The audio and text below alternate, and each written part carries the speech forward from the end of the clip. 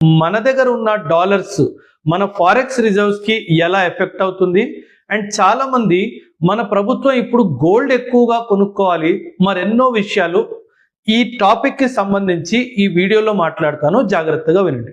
First of all, మన దేశంలో forex reserves అని ఆర్బీఐ దగ్గర ఫారెక్స్ రిజర్వ్స్ అని చెప్పేసి ఉంటాయి. మనకి ఎలాగైతే మన ఇంట్లో సేవింగ్స్ ఉంటాయో మన డబ్బులు, అలా మన దేశం డబ్బులు కూడా ఆర్బీఐ సేవ్ చేస్తుంది. దాన్ని ఫారెక్స్ రిజర్వ్స్ అంటారు. ఫారెక్స్ అంటే ఫారిన్ కరెన్సీ అన్నమాట. ఫారిన్ కరెన్సీని ఫారెక్స్ అంటారు.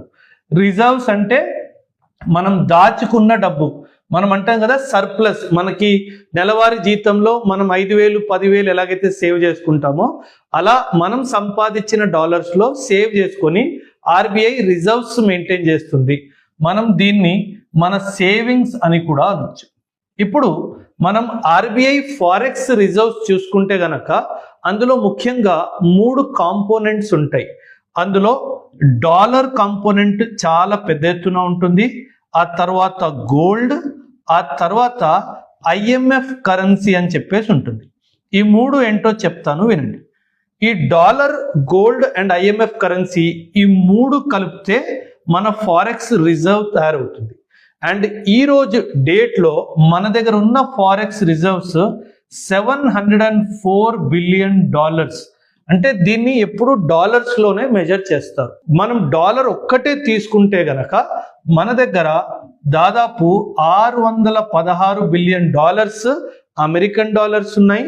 అండ్ గోల్డ్ రిజర్వ్స్ వచ్చేసి దాదాపు $65 బిలియన్ గోల్డ్స్ ఉన్నాయి. అండ్ అరౌండ్ $18 బిలియన్ వరకు మన దగ్గర ఐఎంఎఫ్ కరెన్సీ కూడా ఉంది. ఐఎంఎఫ్ కరెన్సీ ఎలా అంటే ఒక basket of currencies, 5 currencies average తీసుకొని ఐఎంఎఫ్ కరెన్సీ తయారు చేయబడుతుంది. ఇప్పుడు అందరూ ఏమంటున్నారంటే, అమెరికా ఎలాగైతే ఇప్పుడు ట్రేడ్ వార్ చేస్తుందో మొత్తం ప్రపంచంలో డాలర్ని ముఖ్యంగా వాడతారు కాబట్టి అమెరికా డాలర్తో ఎప్పుడైనా మనల్ని కంట్రోల్ చేయొచ్చు, అందుకే మనం డీడాలరైజేషన్ చేయాలి అని మాట్లాడుతున్నారు. అండ్ మన ప్రభుత్వం దగ్గర ఆల్రెడీ $616 బిలియన్ ఉన్నాయి. ఇప్పుడు ఈ డాలర్ రేట్ వరల్డ్ లో అసలు ఎలా పెరుగుతుంది, ఎలా తగ్గుతుందో చెప్తాను, వినండి. ప్రపంచ దేశాలందరూ వాళ్ళ రిజర్వ్స్ ముఖ్యంగా డాలర్స్ లోనే పెట్టుకుంటారు. ఈ డాలర్స్ లో ఎందుకు పెట్టుకుంటారంటే dollar is considered to be the most stable currency అన్నమాట. సో అందుకే సాధారణంగా కంట్రీస్ అన్ని డాలర్స్ లో పెట్టుకుంటాయి.